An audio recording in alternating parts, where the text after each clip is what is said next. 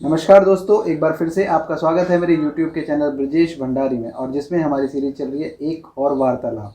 और एक और वार्तालाप में मेरी हर बार यही कोशिश होती है कि मैं आपको एक नए अदाकार से मिलाऊं, नए कलाकार से मिलाऊं, नई शख्सियत से मिलाऊं और उनके बारे में आपको उनके एक्सपीरियंस को आपके साथ शेयर करूँ, साझा करूँ। और अब बात करते हैं आज के हमारे मेहमान की। आज के हमारे मेहमान हैं जितेंद्र गुप्ता जी। जितेंद्र गुप्ता जी पिछले 5 दशक से हमारे फिल्म और अभिनय के क्षेत्र में हैं और जिन्होंने रेडियो किया है, टीवी किया है, फिल्में की हैं, वेब सीरीज़ की हैं और अभी भी कर ही रहे हैं। और आइए उनका मैं अपने इस प्रोग्राम में स्वागत करता हूँ। नमस्कार जितेंद्र जी, आपका बहुत बहुत स्वागत है मेरे इस प्रोग्राम में। जितेंद्र जी, मैं जानता हूँ कि आप बहुत ही बिज़ी हैं और आपने बड़े अपने बिज़ी शेड्यूल में मुझे टाइम दिया, उसके लिए थैंक यू सो मच। मैं आपको जितेंद्र जी के बारे में एक बात और ये बता दूं कि जितेंद्र जी ने बहुत सारी फिल्मों में अभिनय किया है, जिनमें है मदारी, बैंड बाजा बारात, ये साली ज़िंदगी और बहुत सारी वेब सीरीज़ भी हैं जिनमें मैंने काम किया है। जितेंद्र जी, जो आजकल माहौल चल रहा है, जैसे अब कोरोना का टाइम था, पिछले 2 साल में सब लोगों को काम स्टक हो रखा था, सब चीज़ें, लाइफ हर किसी की स्टक थी। तो आपने ये लास्ट 2 साल कैसे गुजारे और अभी रिसेंट में आपने क्या काम किया है, उसके बारे में हमारे दर्शकों को बताइए। देखिए, पिछले 2 साल के अंदर में तो बहुत बुरा दौर गुजरा है। लोगों को बहुत बुरे वक्त से गुजरना पड़ा। इस दौरान घर से ही काम हुआ करता था। घर में भी काम ये था कि मैंने गाना शूट किया। अच्छा, गाना शूट किया। हाँ, गाना भी गाते हैं आप? मैं गाता हूँ, लेकिन मैंने वो गाना गाया नहीं था। वो गाना था ये है मेरा इंडिया। ये है मेरा इंडिया। तो उसमें मेरे घर के छोटे बच्चे से लेकर के मेरे बड़े ब्रदर सब उस गाने के अंदर में थे। मेरी वाइफ थी, मेरी बिटिया, मेरी डॉटर इन लॉ। तो ये गाना मैंने यहाँ अपने ड्राइंग रूम में शूट किया। अपने टेरेस, मेरा टेरेस गार्डन है ऊपर, मैंने टेरेस गार्डन पे उसको शूट किया। तो सबको अलग अलग भूमिका के अंदर मैंने उनको किया। बाहर अपने लॉन में मैंने किया। और मेरे मित्र हैं विपिन एक, तो उनको मैंने भेजा, उन्होंने एडिट करके बड़ा अच्छा उसको एक स्वरूप दिया उसके अंदर। उसके बाद थोड़ा सा माहौल ठीक हुआ तो फिर हम लोगों ने अपने घरों से ही अपना अपना जो रोल था वो शूट कर करके, ऑडिशन जो देते, ऑडिशन नहीं, मतलब अपना एक स्क्रिप्ट थी, उसके ऊपर हमने शूट किया और फिर उसको जा करके एडिट करके एक उसको बनाया गया। अभी रिसेंटली मैंने नवंबर के अंदर में एक फिल्म करी, O2 जैसा कि ऑक्सीजन। तो उस फिल्म में ये दिखाया गया है कि कोरोना के टाइम में लोगों को कितनी दिक्कतों का सामना करना पड़ा और किस तरीके से लोगों ने उसको इनकैश किया। मतलब अगर अच्छे लोग थे, बुरे लोग भी बहुत थे। तो उसके ऊपर में एक फिल्म आई गई है, फिल्म जो मैंने पंजाब में जाकर के हमने शूट किया उसके अंदर में। तो ये फिल्म अब अगले साल रिलीज होगी मेरे ख्याल से। अभी 2-1 महीने में हो जानी चाहिए। पोस्ट प्रोडक्शन का काम ऑलमोस्ट पूरा हो गया है इसका। और फिर अभी कोरोना का अभी जो सेकंड वेव या थर्ड वेव जौन सी भी इसको कही, इससे पहले मैंने एक किया प्रधानमंत्री जन औषधि परियोजना के ऊपर में एक मैंने यूट्यूब में एक ऐड था, मैंने वो किया। और एक फिल्म मैं अभी कर करके आया हूँ, बीस्ट, ये साउथ की फिल्म है। अच्छा। जिसके मेन एक्टर हैं विजय, वहाँ के एक नामी काफ़ी मशहूर एक्टर हैं वो, और पूजा हेगड़े। हाँ, तो उसमें मैंने एक एयरफोर्स ऑफिसर का रोल अदा किया है।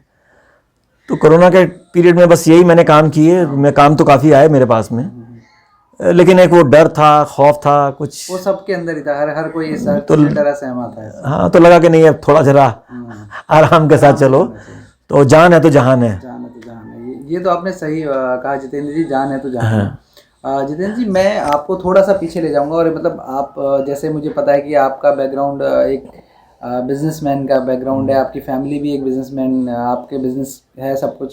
तो जनरली ये होता है कि हमारी सोसाइटी में ये एक ट्रेंड है कि जो फैमिली से चला आ रहा होता है वो उसी राह पे चलता है, उसी राह पे चलते हैं। तो आपकी ये राह बदली कैसे और ये थिएटर की तरफ का आपका रुझान कैसे हुआ, ये इसके बारे में हमारे दर्शकों को अगर आप कुछ देखिए, ऐसा है कि मैं तो आप मुझे कह सकते हैं कि मैं बिजनेस फैमिली से हूँ। बिजनेस के अंदर में भी एक सर्विस इंडस्ट्री भी होती है जिसमें लोग सर्विसेज प्रोवाइड करते हैं। तो मेरे फादर जो थे, I lost him when he was 92 और वो was very young even at 92। उनको भी इन सब चीज़ों का बड़ा शौक था। मेरे घर पे महफिलें हुआ करती थी। अच्छा। मैंने दिल्ली घराने के जो है महबूब साहब को मैंने अपने यहाँ पर मैं बुलाया, बैठ के मेरी रात भर चला करती थी यहाँ पर में महफिलें। हाँ हाँ हाँ। कई बार मैंने एक वॉयलिनिस्ट थे उनको बुलाया, सेक्साफोन का मैंने कभी प्रोग्राम रखे, कभी गाने बजाने के प्रोग्राम रखे। मेरी मदर बड़ी अच्छी डांसर थी, फोक डांसर थी, बड़ी अच्छी डांस किया करती थी वो। मेरे ब्रदर, बड़े ब्रदर, वो फ्लूट अच्छा बजाते हैं, जलतरंग अच्छा बजाते हैं। Is a very good player also, football cricket के सबके। मेरा मतलब है फैमिली के अंदर में सारे के सारे माहौल हमारे वही है एंटरटेनमेंट का, या मतलब जो वो हाँ हाँ हाँ हाँ, वो बिजनेस वाला माहौल नहीं है कि मतलब उस तरीके का।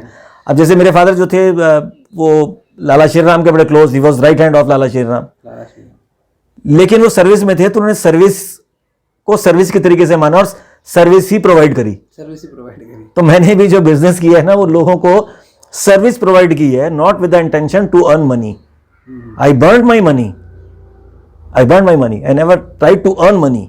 पैसा तो आनी जानी चीज है, जो सुकून आपको इसमें मिलता है उसका तो मजा ही और है। तो बस इस तरह से वो पगडंडी पर हमने चलना स्टार्ट किया और चलते चलते पगडंडी से हम सड़क का रास्ता में मिल गया। अब उसके ऊपर में चल रहे हैं, गुजर रहा है रास्ता। तो अगर बस ये है। आपका मतलब जैसे अभिनय का कोई पहला, सबसे पहला कोई अनुभव अगर जो हमारे साथ साझा करें। देखिए अभिनव का तो सवाल ऐसा है कि हमारे ज़माने में तो लोअर केजी, अपर केजी, फिर फर्स्ट सेकंड थर्ड ऐसे हुआ करती थी। तो मैं तो, मेरे पास में लोअर केजी का अभी भी एक सर्टिफिकेट पड़ा हुआ है, लोअर केजी का सर्टिफिकेट पड़ा हुआ है मेरे पास में, जो पहला मेरा स्कूल का पहला कदम जब मैंने रखा था उसके अंदर में, जिसमें मेरे को वो मोनो एक्टिंग तो नहीं, वो क्या कहते हैं, फैंसी ड्रेस शो का मेरे को प्राइज़ मिला था। अच्छा। तो वो फैंसी ड्रेस शो करते करते, फिर मोनो एक्टिंग करते करते स्कूल में चलते गए। फिर घर पे छत पे रामलीला किया करते थे हम। रामलीला भी? हाँ, रामलीला घर पे खेला करते थे। और फिर एक दौर आया 1967।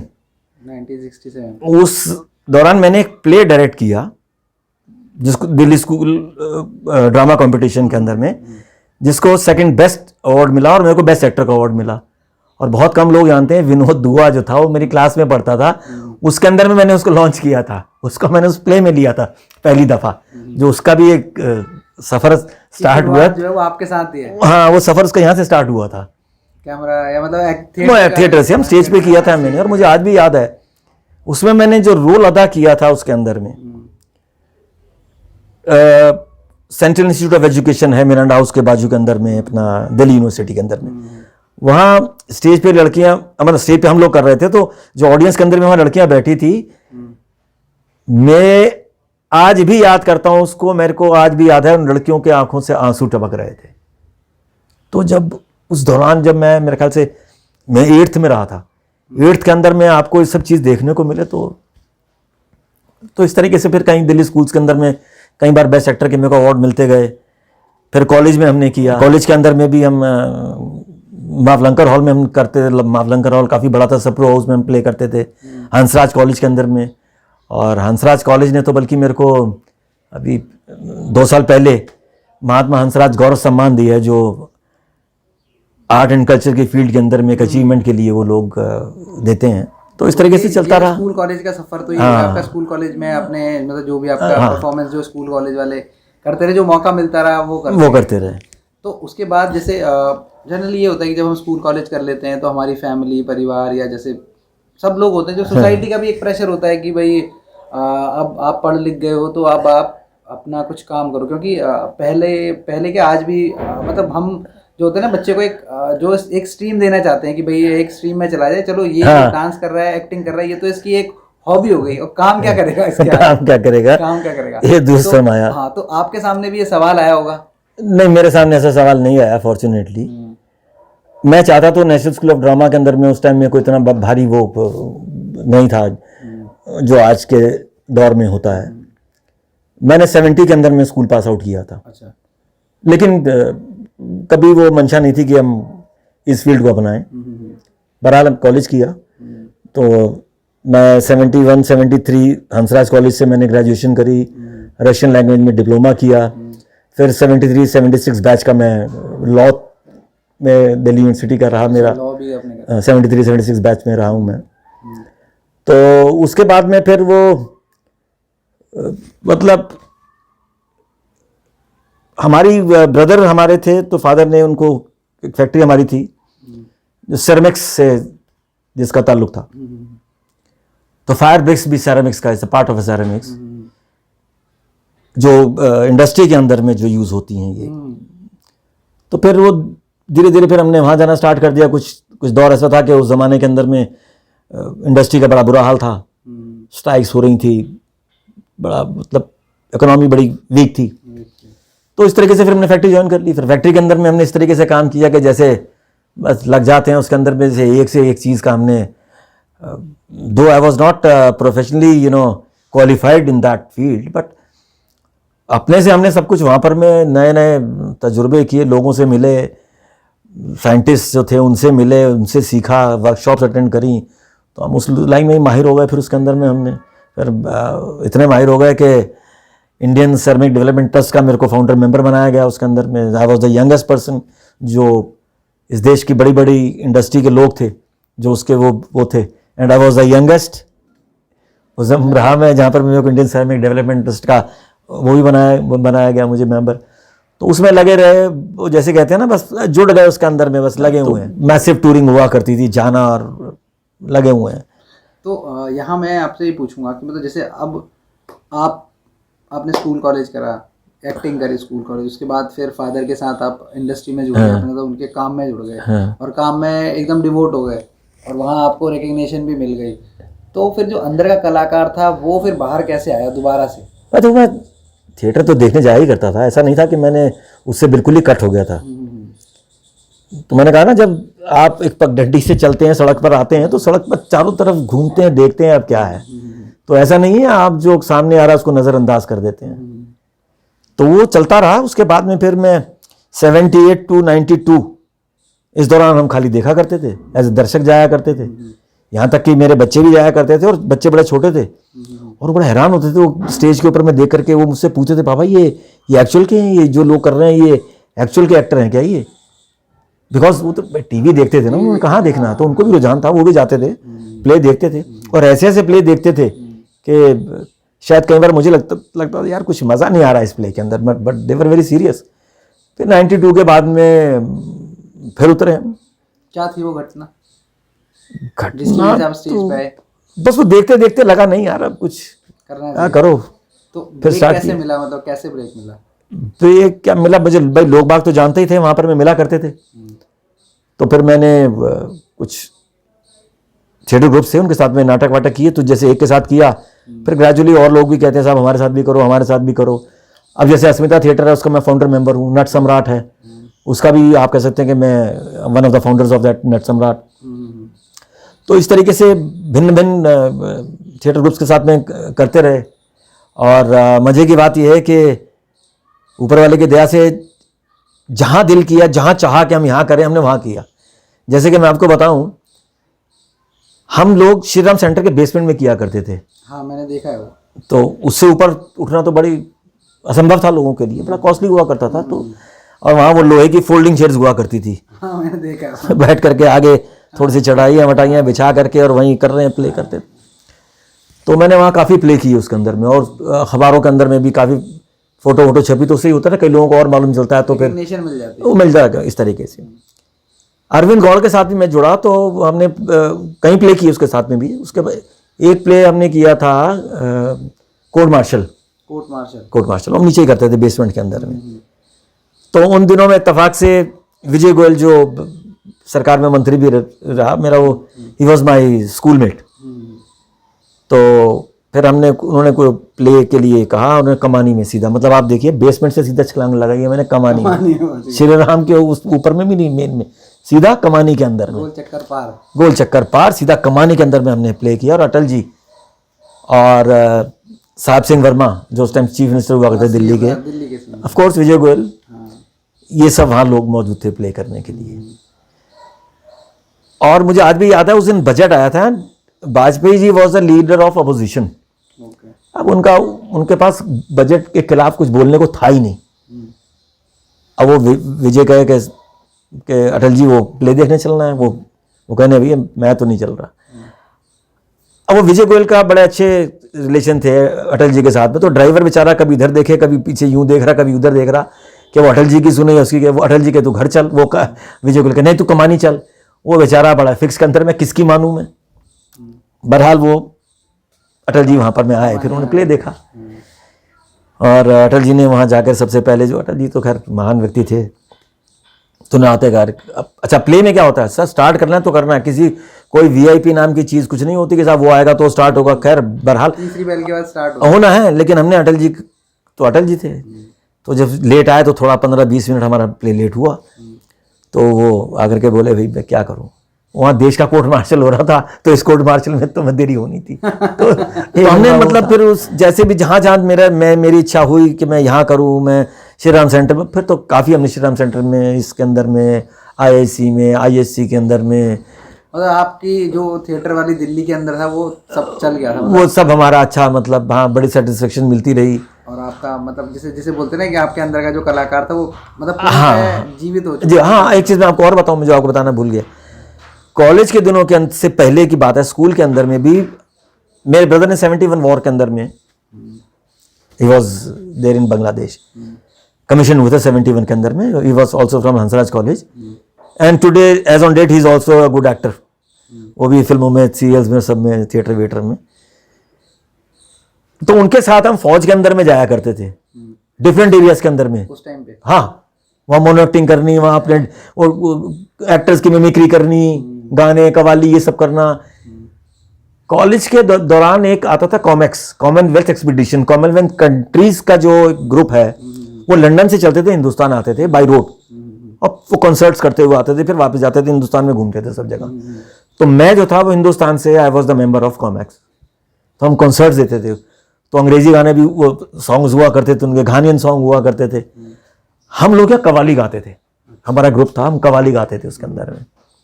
तो हमारे कुछ मित्र थे, मैं और मेरा में से बड़ा ब्रदर, हम दोनों कवाली गाते थे। एक हमारा फ्रेंड था तबला बजाता था, और बाकी कवाल जैसे होते हैं सब, वो बड़ा अच्छा। कोरस वाले। हाँ हाँ, पूरे हिंदुस्तान के अंदर में। तो वो दौर भी हमने देखा। जितेंद्र जी, ये तो बहुत ही अच्छा लगा सुन के कि ये आपकी लाइफ का जो एक्टिंग का सफ़र है ये भी रोलर कोस्टर राइड के जैसा है कि कभी ऊपर, कभी आप स्कूल में कर रहे हो, कभी आप फिर कॉलेज में जा रहे हो, कॉमनवेल्थ वाले उनके साथ कव्वालियाँ गा रहे हो, फिर अचानक एकदम नीचे आके फिर अपने इंडस्ट्री में लग जा रहे हो, अपना काम कर रहे हो, और उसमें 10 साल 12 साल गुजर जा रहे हैं। तो ये तो आपका रंगमंच का सफ़र था। तो रंगमंच के सफ़र के बाद फिल्मों में, टीवी में, रेडियो में, ये सफ़र आपका कैसे स्टार्ट हुआ? इसके बारे में हमारे दर्शकों को अगर आप कुछ बताएं तो। देखिए, रेडियो का भी एक बड़ा अजीब इत्तेफाक है। बचपन में एक बच्चों का प्रोग्राम आया करता था, तो बच्चों के प्रोग्राम में हम जाया करते थे। उसके बाद में युवानी एक प्रोग्राम स्टार्ट हुआ था, आई थिंक युवानी ही मेरा ख्याल से शायद उसका नाम था, रेडियो का जो था। तो उसके अंदर में मैं कॉलेज की तरफ से जाया करता था। 71 की वॉर के अंदर में एक प्रोग्राम स्टार्ट हुआ था, रेडियो पे आया था, बड़ा फेमस उसके अंदर में रेडियो आर्टिस्ट थे, ये है रेडियो झूठिस्तान, जिसके अंदर में वो प्रोग्राम बहुत बहुत चला था। तो उस रेडियो झूठिस्तान पे मैंने भी एक स्क्रिप्ट लिखी, वो जाकर के हमने रेडियो पे सुनाया वहाँ पर में।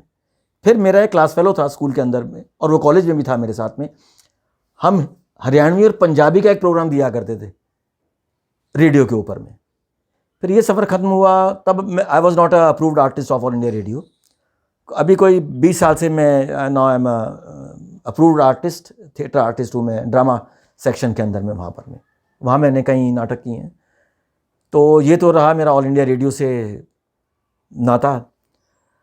और जहाँ तक फिल्मों का सवाल है, कि फिल्मों में देखो ऑडिशंस देनी पड़ती हैं, जाना पड़ता है। ऑडिशंस बहुत चला करती थी, लेकिन था क्या कि दूरदर्शन में मैंने ऑडिशंस दी थी। दूरदर्शन में भी मैं काफ़ी काम किया करता था जब वहाँ पर मैं प्ले आया करते थे। अच्छा, दिमाग में ये था कि नहीं यार, हम तो अच्छे खासे एक्टर हैं, हम ऑडिशन देने थोड़ी जाएंगे, कोई हमारी कोई ऑडिशन लेगा, एक भ्रम था दिमाग के अंदर में। तो मेरे एक फ्रेंड हैं महेश बादल, बड़े established, is a writer, director, actor, बड़ा एस्टेब्लिश्ड है, दिल्ली में नाम है उनका, बम्बई में कई सालों से रह रहे हैं, बम्बई में उनका नाम है महेश बादल। तो एक रोज़ मैं उनके वहाँ पर, मैं बम्बई में घर में था, तो मेरे को बोले कि जितेंद्र भाई ऐसा है, ऑडिशंस तो अच्छे अच्छों को देनी पड़ती है, ये ऑडिशन को ऑडिशन मान के मत चलो। बेसिकली क्या है, वो देखते हैं कि आप उस रोल में फिट हो रहे हो या नहीं हो रहे हो।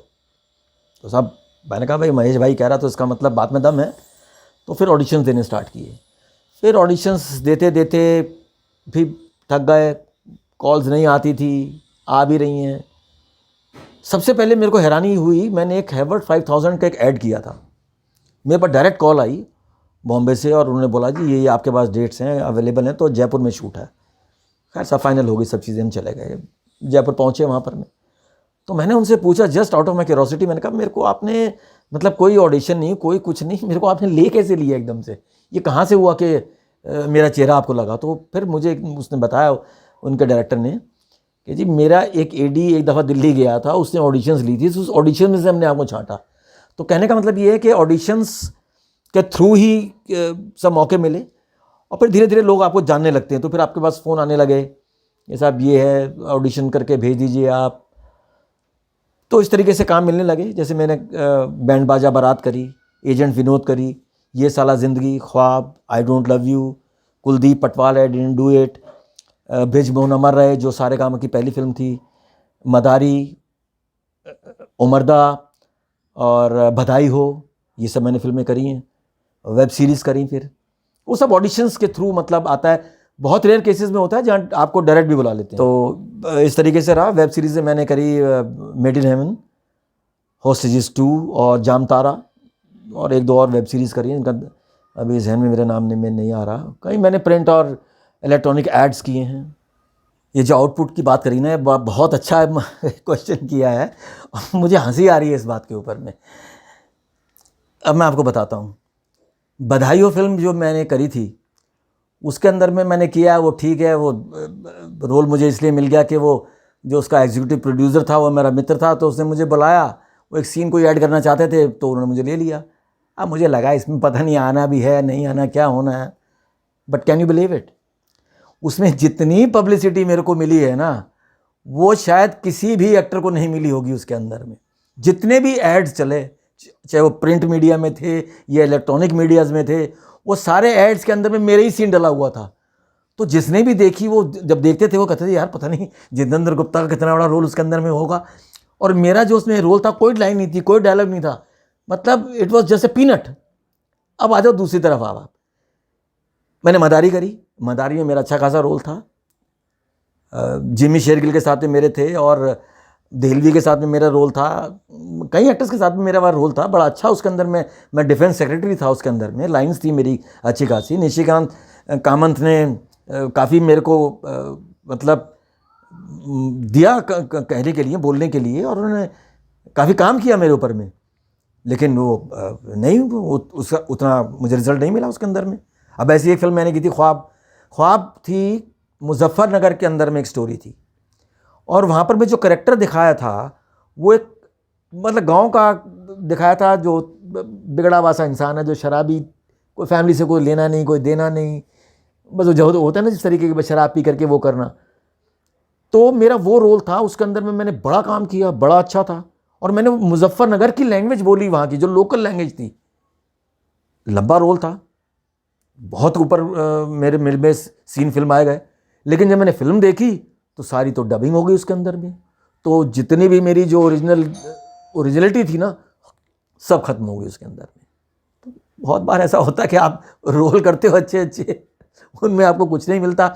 अब ऐसी टाइगर मैंने की थी, टाइगर एक हॉलीवुड की फिल्म थी, ये नो मैंस लैंड के जो डेविस जो डायरेक्टर हैं, ये उन्होंने इसको डायरेक्ट किया था फिल्म को। उसमें मैं एक पाकिस्तानी ऑफिसर था, उसमें बड़ा अच्छा मेरे कई सीन थे उसके अंदर में, बट अनफॉर्चुनेटली वो फिल्म कहीं देखने को मुझे नहीं मिली। लेकिन बहरहाल किसी ने एक फ़िल्म कहीं शायद वो देखी थी, उसकी स्क्रीनिंग देखी थी, तो उसमें मुझे बताया था कि मेरे काफ़ी अच्छे उसके अंदर में सीन वगैरह थे। लेकिन वही बात है, अल्टीमेटली ना वो देखने को मिली है, ना पता चला कि उसमें क्या था या क्या नहीं था। तो होता है दर्शकों, ये तो बहुत ही अच्छी बात है। हम बातचीत में ही सर ने बता दिया कि उन्होंने एक हॉलीवुड की फिल्म भी की है, ये बताना मैं भूल गया था, इसलिए मैं स्पेशली आपको बोल रहा हूँ कि सर ने एक हॉलीवुड की फिल्म भी की है, टाइगर, जो इमरान हाशमी भी हैं उसमें। Z5 पे अगर आप देखना चाहें तो Z5 पे में भी मिल जाएगी आपको, या सर बोल रहे हैं तो। सर ये बात तो हो गई कि जैसे हॉलीवुड करा, बॉलीवुड करा, और एक अलग सा वर्ल्ड होता है, एड वर्ल्ड जो होता है। और मुझे पता है, और जहाँ तक मेरी जानकारी है, आपने एड वर्ल्ड में भी बहुत काम किया है। तो वो एक्सपीरियंस क्या था और वो क्या क्या आपने काम किए, वो अगर हमारे दर्शकों को बताएं तो। हाँ बिल्कुल दुरुस्त फरमाया आपने। मैंने कई एड्स किए हैं जिसमें है Sprite, Coke, Philips, Medanta, Century Seeds, Dainik Jagran, cracks, प्रधानमंत्री जन औषधि योजना। और एक चीज़ आपको और बता दूं मैं, विज्ञापन की दुनिया के अंदर में और फिल्म या टीवी के अंदर में जो है दोनों ही अलग होते हैं, दोनों का डिफरेंट होता है। वहाँ अलग तरीके की एक्टिंग है या अलग तरीके की होती है, तो बहुत फ़र्क है इसके अंदर। Thank you so much Jitendra ji, आपने इतना कीमती समय मुझे दिया और इतनी सारी, सबसे बड़ी बात है कि आपने लाइफ के इतने सारे एक्सपीरियंस मेरे साथ शेयर करे और इवन हमारे दर्शकों के साथ शेयर करे कि एड वर्ल्ड में क्या होता है, एड वर्ल्ड में अलग एक्टिंग होती है, टीवी पे अलग होती है, थिएटर में अलग होती है, और जो आपने मतलब जो रेडियो का बताया एक अलग एक्सपीरियंस था, और अपनी लाइफ के जो इतने सारे एक्सपीरियंस बताए वो तो एक अलग ही थे। तो मैं अपने देखने वाले दर्शकों को यही बोलूँगा कि प्लीज़ मेरे चैनल को लाइक कीजिए, शेयर कीजिए और सब्सक्राइब कीजिए, जो कि हम ऐसे गुणी कलाकारों को आप तक ला सकें और उनके अनुभव आपके साथ साझा कर सकें। सर मैं आपसे थैंक यू सो मच बोलूँगा, बहुत बहुत धन्यवाद। धन्यवाद। और मैं आपको ये ज़रूर कहूँगा कि आप मेरे दर्शकों को अगर प्लीज़ जाते जाते कुछ कहें तो। बस मैं सिर्फ इतना ही कहूँगा कि मंजिल आपके सामने है, अब उसको कैसे हासिल करना है, कैसे वहाँ तक पहुँचना है, यह आपके ऊपर है। So all the very best to you and to you. Thank you so much. Thank you. Thank you.